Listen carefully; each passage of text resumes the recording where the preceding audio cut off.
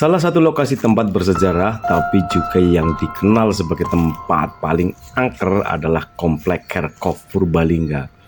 Tempat di mana muncul mitos tentang penunggu berwujud hantu tentara Belanda yang membawa kepala. Di hari ini saya sendirian datang ke sini dan kebetulan sampai di sini hampir pas adzan sholat duhur. Karena minimnya referensi dan saya sendiri tidak bertanya dulu kepada orang yang tahu seluk-beluk Kerkhof ini, ya akhirnya nekat aja datang sendirian.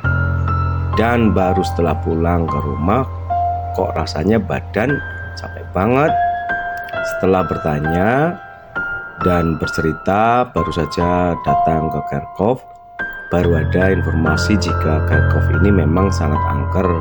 Dan katanya penunggu di komplek ini sangat tidak suka ada orang yang datang. Jangankan masuk, baru melihat dari luar saja penunggunya katanya melototkan matanya.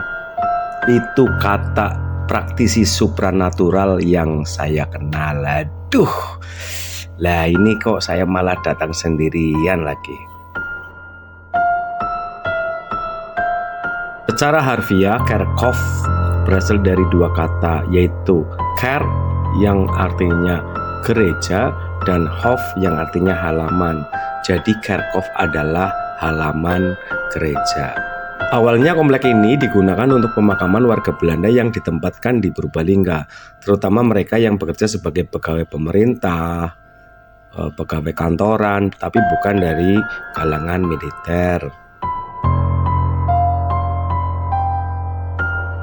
Di dalam komplek pemakaman kuno ini terdapat sebuah bangunan kecil yang dulunya berfungsi sebagai gereja.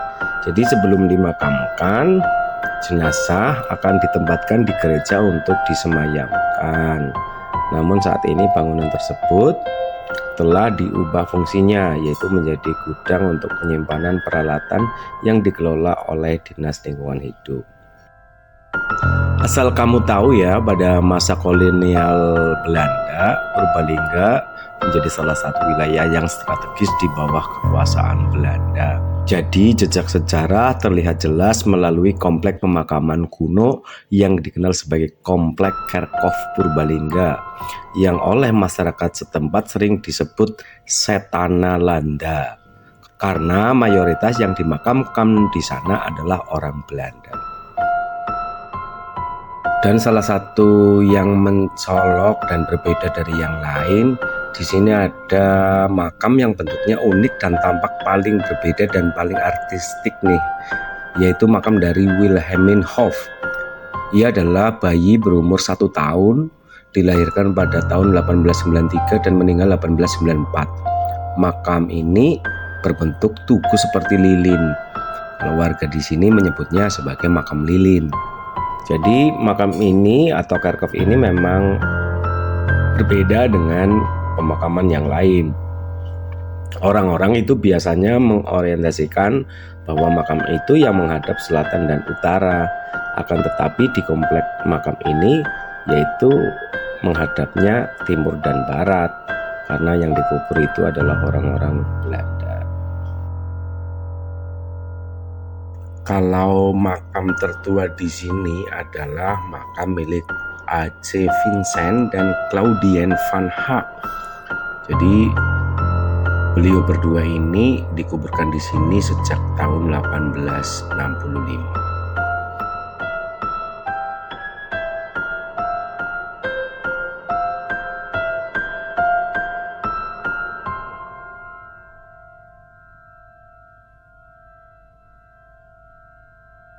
Jadi menurut mitos yang beredar, komplek ini atau Kerkhof ini dikatakan menjadi tempat berkeliaran tentara Belanda yang membawa kepala serta sosok noni-noni Belanda yang berkeliaran. Ih, serem.